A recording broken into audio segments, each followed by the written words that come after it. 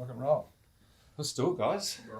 We're on. We're gonna do a clap for syncing. Yeah. We will sync that shit. Ready? 3, 2, 1. Scotch o'clock. Hang on, I haven't even bloody sat down yet. Try it 3, again. 2, 1. Okay. All Scotch o'clock. Take Here we two. are, with young Angelo from the Dark Arts. Well, no, young might be a bit of a stretch. He's certainly. I mean, Pushing 30 now. he's engaged now. It's really towards the end of his life. Yeah. Your life is over. Okay. Starting on a dark note today. Well, Starting on a dark note. Let me lighten the mood. Can I just say it's been an absolute dream of mine to be on Scotch O'Clock ever since I heard of the concept. So Okay. Well, this is definitely going on this is just ticking off the bucket list. So. is that the only thing on the bucket list? I can die a happy man now. A pretty desperate bucket list. Anyway, let's move on. So what are we having today, Franco? Kill Karen. Now the reason I chose Sounds this Scottish. one, hey, Sounds Scottish. sounds Scottish. It's from Campbelltown, which is kind of south. Just out of Sydney, really. Yeah, it's just out of Sydney. It's also sort of south. It's southeast. It's not, I'm trying to space, picture it. it's not Speyside, though, is it? No. Campbelltown is. There's only 3 distilleries left in Campbelltown, and there's Springbank, Glengoyne, which is this one, or Yep. Glengyle rather. Glengoyne's not, and one other, I don't know. But it used to be a hugely popular place for distilleries a long time ago, and now it's down to 3. But this one doesn't give us any information about we've got the to wing it a tasting bit. notes. It doesn't give us any inkling of anything. Other than Scotch. Other than we know it's Scotch. That's about it. It's aged 12 years, and it just says in oak, matured in oak. So we've got no idea what's going to happen. I'm a little from bit this. concerned at the logo. Yep. Yeah. You know, it does look a bit, a bit homemade. So this could just be moonshine, but This could be. It let's could just be. see what happens. You only get that in America. One for the boss. One for the boss. Thank you. It's not. At least it's not one of those really peaty ones that you like, Frank. Thank you very Nothing much. wrong with them. I know you like it. I just, Oh, that's water. So you guys have the nosing glasses. Don't worry about it. I'll just. Can I just say I have absolutely no idea what I'm doing. Right now it sounds like you're smelling. Mm. All right. So First you got impressions. to get in there. Get your nose. There we go. Get that schnoz in there. Well, it's definitely What do you reckon? Scotch. yeah. Yep. Put a foot in there, Frankie. So this is 46% alcohol. So the idea is that We'll have to drive home, so this could be an issue. yeah. Well, I think you'll be right, mate. You're a big boy. You know. Thank you, Frank. Down the hatch. I think that just listen. Hey, your dad. I'm just Listen, following you don't. father. Dad doesn't live by any rules, not even his own. Mm. So you smell it a few times, you have a taste, and then we want to put a bit of water in to dilute it down to about 35, 36%, and then taste it. Okay. All right. What are you smelling, Frankie? I'm smelling. It's very It's a little bit sweet, but it's not.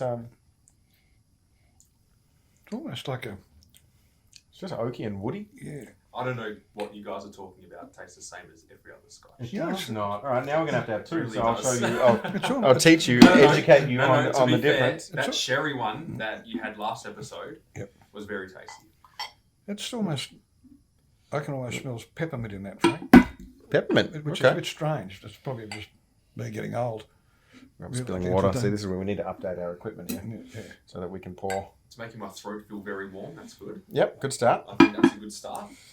Now, I suppose we better let people know who Angelo is. Yeah. Apart from a freeloader that hangs around here too often.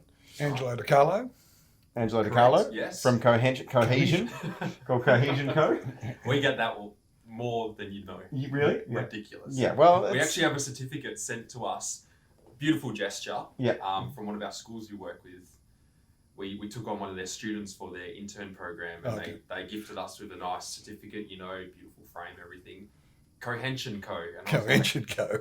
not sure if this is a joke or what the story is. You just had the copy and paste, but appreciate the sentiment. Yeah. regardless, So. Yeah. So that was obviously their intern doing the Yeah. printing work to send it to you. Definitely. Yeah. Definitely. Yeah. So Cohesion Co. doing all things digital, That's websites, SEO, video marketing, videography, All of it. all of it. All of it. Marketing strategy, the sort of higher level stuff along. Everything marketing. Yep. Everything marketing. From strategy, conception, execution. We Okay.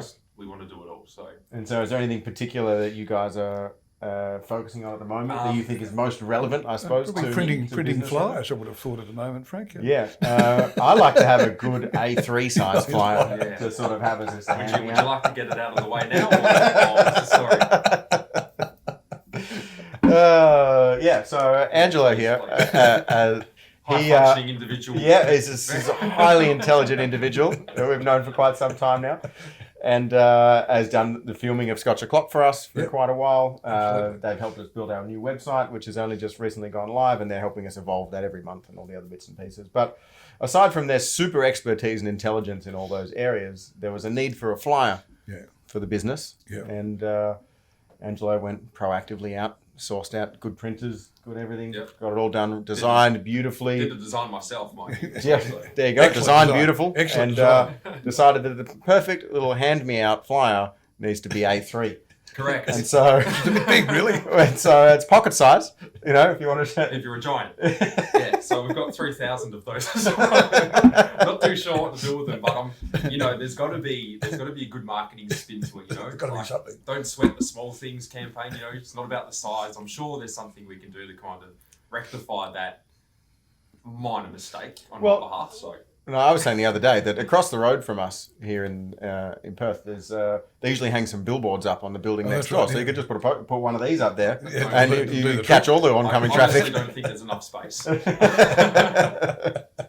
So, yeah, well, there you go. So I thought we'd obviously talk a bit about marketing, mostly videography is what I want, and video is what I wanted to discuss a little bit, because it is seemingly the major hot point over the last few years. Oh, yeah. But really the last 2 or 3 years it started to fire up, whether that be, through shorter videos on Instagram and Snapchats to, keynotes to, videos on YouTube to Facebook to everything from an hour to 2 hours to 1 minute to 30 seconds. 10 seconds even. 10 seconds, so it's really hard to, for everybody to work out because it's too hard in my opinion, it's too hard for a small business, right? Or a medium business. Okay, for big businesses that have got a huge amount of infrastructure in place already, huge amount of admin team, extra capital that they can throw around to be able to cover on all mediums, equally and aggressively. But it's not so easy for the smaller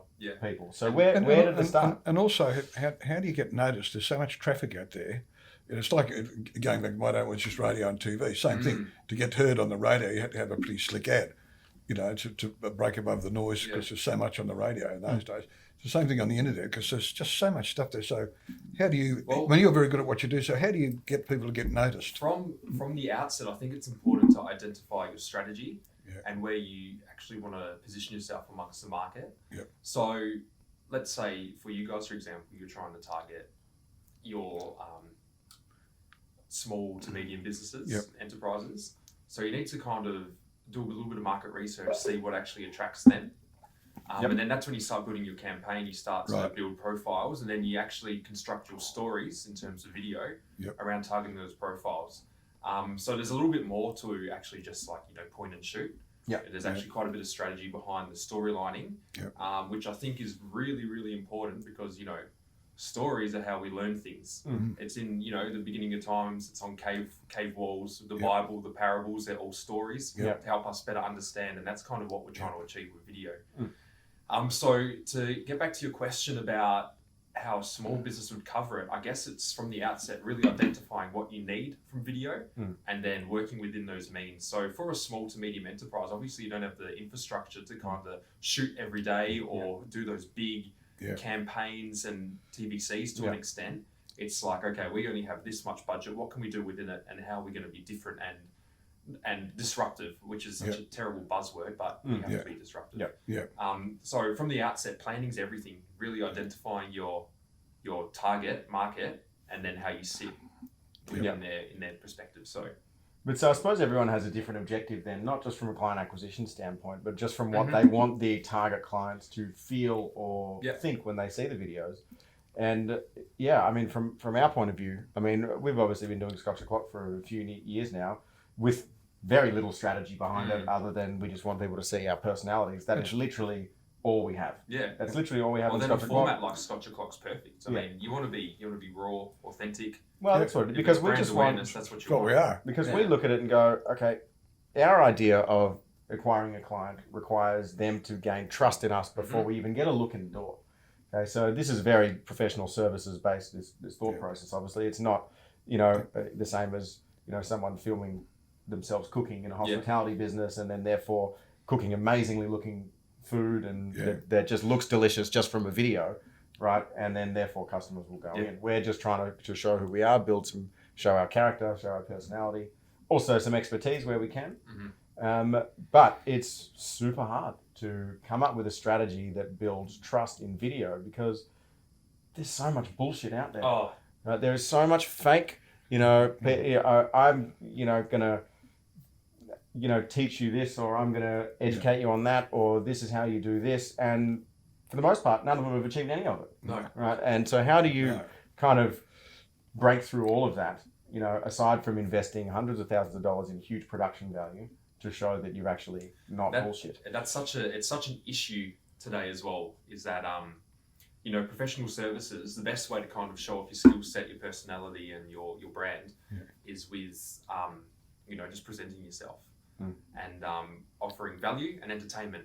And when obviously the perfect medium for a small to medium enterprise to actually place their product is on social media. It's free, you don't have to pay anything extra. So 5 years ago, if you guys kind of took that route on social media, putting up little clips of "Hi, I'm Frank, this is how you balance a ledger" or whatever it is, would have done fantastic. Engagement, very authentic. Now it's so saturated, and the professional service side of things has turned into guru side of things, and you see a lot of motivational speakers, entrepreneurs, and it's just a real cancerous and toxic environment. I agree.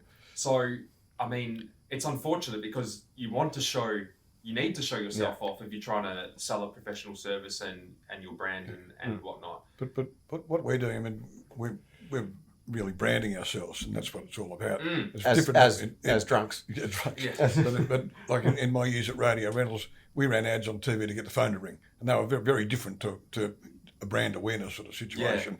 And we could see it because we'd watch the phone room, and the phones would just start ringing. You'd run an ad, and the phones would ring. But that's a whole different sort of campaign. Yeah, it depends on the campaign. I mean, if you're going for brand awareness, you're using Instagram, and you're speaking about business. More often than not, your potential clientele are going to group you in with that entrepreneur. Which is not what you want. So what we've actually found to combat this is to use testimonial. So testimonial, obviously, you don't get to present yourself, but you get your client represents you, and it's essentially a digital word of mouth. Okay. You go to someone because more often than not they're referred to. You go, "Oh, Alderton and Co. really sorted our books out. I highly recommend." And you'll just be like, "Yep, well, Angelo said Frank and the team are good." You go there. That's essentially what you're trying to capture. You're just digitizing that, and then unfortunately that's the best way to kind of to overcome that. Yeah, but then, it really brings me back to the same question though. I mean, we've had testimonials done before, and whether it be written or video or whatever, but everybody knows that you're just going to get the testimonial off your best client, right? And so yes, you can get more and more, and then it becomes a numbers game about how many you're going to get. But it's also probably known to a certain extent that testimonial has been scripted by us or by the marketing professional to make sure it sounds right, looks right, it's filmed right, and so it's still up for question as to how I think how what good Angelo quality said that is is. you've got to like if we had one of our good clients, it's got to be a really authentic testimonial. And that's where you're exactly coming what I from, was isn't gonna it? say. So when we do testimonials, we actually don't script it. We go in, we say to the client like, "Oh, can you tell us, give us your contact of your best client, longest serving client, whatever it might be." We tee up a time. I'll just say we're doing a testimonial. No questions. We go there, and I'm just like, "Okay, you tell me the experience," and that's it. There's no like prompting, prodding. There's no scripted questions because people can read through it. And that combats again what you were saying. And this is exactly. And this is the same thing about this, right? We don't script anything. No. We don't, we would come up with points that we might want to discuss or questions that will really cater to your expertise and your business and things like that. But otherwise, it's like, what is your biggest failure in business and how did you fix it? Well, it's like watching politicians read the cheat sheet. They're reading off the teleprompter. It looks false. You know, it's terrible. And you can tell. You know, we're adapted to TV now that you can kind of tell what's authentic and what's not. Yeah. And with like today, in today's day and age, everything being so fake. Yeah. When you are authentic, it shows, and people are drawn towards it. Yeah. And what about people that, you know, like some people are just either too scared or not. Their personality doesn't suit being on camera as well, so that makes it difficult for them. You know, to break through, and you know, a lot of people just sitting here having a whiskey, just the fact that there's a camera there would make them feel terribly uncomfortable. Like we've got a couple like that. Yeah. You know, just withdraw. But it's understandable. You look at the first videos we did 4 years ago, and they're shocking. Yeah. You know, I look back on them every now and then, and I just look and go, "You dickhead! What are you doing?" We've all been there. We've got YouTube series from back in the day. Yeah. When I first started doing videos, and you're like, oh, okay. Yeah. First fun fact, first ever video that I produced was a Nick Natanui highlights tape. Okay. It's on 36,000 views. So okay. It's done well. Was that it? Was that you just bragging? That's all I had to say. But yeah, again, like everything, it's getting comfortable to something. Yeah. And for those business owners that might shy away from being on camera, it's either it has to be done, you have to kind of put yourself out there, or you find a way around it and you use either a spokesperson or you just go different routes. It could be an animation, could be a testimonial, could just be visual, as in like an image. Yeah. You can always find ways around it, but there's nothing more powerful than a genuine video with a genuine story. Yeah.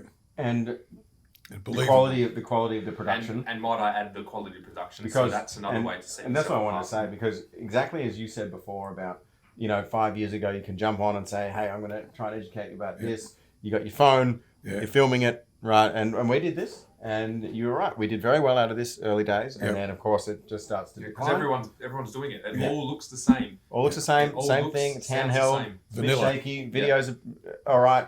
Audio's probably not great. Yeah. And, you know, so on. And then now I sort of look at it and go, well, the statistics that we read were that 25% of businesses are putting out weekly content now in video form. Yep. So whether that be, you know, one little Instagram video, you know, that's just words, doesn't matter, right? Or full length videos like this or whatever, but they're doing it. So I mean, correct me if I'm wrong, I see that the only way to actually successfully break through the noise now, aside from the actual content itself and actually having some value to add through what you discuss, but the production quality has to be good. The quality of video, the quality of sound, and the editing and all of that should be done really well. If that means for a smaller business, you do one super good video, you know, every week or every month, as opposed to trying to pump out daily stuff, then, you know, so be it. But I just think all of that small, low quality stuff is really just going to... It's in the past now. Yeah, it's gone. It's all just consumable stuff. And like you said, everyone's putting out video. How are you going to be different? And I like to use the analogy, if you go somewhere, if you go to a coffee shop, for example, and you have a look, walk in, it looks shit. Yeah. You're not going to go in there, it looks shit. If people see you from the outset in video form and go, whoa, looks good. Yeah. More inclined to kind of approach and make contact. If you don't look good online, the consensus is you're not good. You're not good. That's it. Yeah, perception of reality. Correct, 100%. And so what about the difference, or at what point should people start trying to focus on pushing the brand as well as, you know, either the people or the service or the product that goes with it? Because, you know, if you look at, again, if we use hospitality as an example again, or even retail or just that sort of thing, of course, a lot of their video is like this product, this food, we're doing this. And you know where it is because you see the post and it is a video of someone cooking and then you look, okay, it's this cafe, I'm going to go and check it out. When should they start really pushing the brand itself, you know, not just the logo, etc., but as an entity? You want to go here just because it's Alderton, because it's Cohesion, or because it's, you know, McDonald's. When should they start really trying to emphasize that as opposed to just in conjunction with just what they sell? The brand should be introduced from the outset. There's got to be key identifiers within your video and content, which is like, oh shit, that's Alderton. Whether it's like a signature noise, you know, logo is pretty stock standard logo at the end. But you want like colors, the way it's actually filmed, the stories. There's so many different things that you can do, which is like, oh, that's an Alderton video. The concept, Scotch clock, Alderton. It's again, you have to build that start that brand guide within your videos, and that kind of flows through all the way through your business as well. And that's kind of the best way to build a brand as well. Well, I agree. I mean, I think it should go through everything. I mean, as you know, in here, we don't let anything go out of our office unless it's the right font, the right colours, the right everything. Yeah. It's got to meet with the brand. Cohesive. I see what you did there. Very good. Very good. So what's the next thing on the internet, do you think? I mean, YouTube's now the number 2 search engine in the world after Google. You know, it's crazy. What's the next thing? TikTok's taking off. Which what's taking off? TikTok. Yeah, very short video. It's kind of like Vine, sort of. It is like modern day Vine. It's a modern day Vine. I couldn't tell you what the difference is. I haven't really explored it, but I'm sure when there's people somewhere, there's a market. Yeah. So just watch advertisers jump on that pretty quickly. Okay. But what I have noticed is the increase in mobile video. So obviously, when you watch something, it's in landscape mode. So TV landscape. But now they're actually making video portrait mode. Yeah. Snapchat, for example, they've got a whole TV series now in portrait mode. And that's pretty clever. It shows 2 different angles, gets you more content. Yeah. And also it's real subtle, but people like convenience. So if you don't have to turn your phone to watch a video, hell yeah, they're going to watch it like that. Yeah. It's just so subtle, but I think that's probably next up, and I think there's actually going to be a bigger effort. Right. From businesses pushing video content, because there's screens everywhere. It doesn't necessarily have to be a TV. It can be mobile. There's video VMOs now. Well, I would say that people would probably be watching on phone more than they do TV. Yeah. Well, they do now, don't they? For the younger generations, probably more so than the older generations. But I would see that. I mean, even for me, I found myself sitting on the couch at home at night and watching something on my phone with the TV off. So just because for the younger generations, your phone is always there. Yeah. But I think too, man, it's like you were saying, there's be a point where the tablet, phone, everything's all interconnected anyway, so we'll lose desktops. That'll all go, and people will just be living on their tablet or phone or whatever the case may be. Because somebody said the other day, I think it was Georgie, made my memory, he said, look, people just live on their phones now, for business and all sorts of things, or their tablet. It's all there. So it's crazy. When I first started, you just make your normal video and that's it, and it goes up on their website or YouTube or whatever it is they're using it for. Yeah. And now we have to make a story cut. It's like part of it has to be done. It's part of the expectation. So it's evolving rapidly and quickly, and if you don't adapt, you fall behind. So. Oh yeah, we say that all. If you're not evolving, you're dead. Yeah, absolutely. Really, at the end of the day, that's true of any business, effectively. Yeah. And so, what else do you think should be included in modern day marketing, video or otherwise? What is video is obviously one of the most important. What's secondary to that? I think you always have to have your website. Again, that's your online shop, online shop front. Mm-hmm. You need a place to kind of collate data, but also to add more value, really showcase yourself. But I think the most important thing is a comprehensive campaign and brand guide.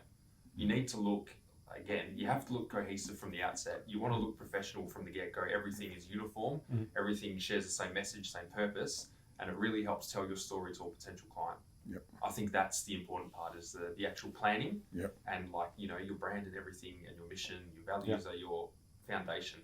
That needs to be done correctly. So before you even get into campaigns, that stuff needs to be done correctly. Okay. Yep. Cool. What do you think of that whiskey? I think it's very nice, actually. I'm going to have another little sip in a minute. Another little sip. It's very, very, very good. What do you think, Angelo? Not bad. Not bad at all. In a bucket. What's that? No, Angelo's a responsible adult. Look how fit he is. He's not like us degenerates. He's really the Bruce Lee of the digital world. That's right. I was going to say exactly the same. I was going to say exactly the same thing. It's like the 10-second video is like the 1-inch punch. That's it. It delivers. Stand and deliver like cohesion. That's right. The 1-inch punch. He can do it too, unfortunately. Wow. Yeah. Exactly right. But what else should people be experimenting with? I really want to hammer into this video thing. I know we haven't got much time left, but I want to really hammer into. We've explored. Let's just stick with just video for a second. You and I have explored and had many discussions about us. We've got Scotch o'clock. We've tried a wide array of different stuff in the past, but does it detract from someone's credibility to use comedy in a video to try and get views to then point them just to the brand, right? And then the brand will deliver everything else once they explore that brand, right? Is it deteriorating or detracting from the credibility of a brand or an individual by going, okay, I know that's going to get attention of somebody. This is going to get attention of somebody else. So I'm going to put all of these different things out there that are going to point to one brand, and then people can find what they want there. Like, is that a bad strategy? Because it's just that shock marketing, isn't it? But you have to, if you're going to go down that route, you really need to make sure it's executed correctly, because it can either look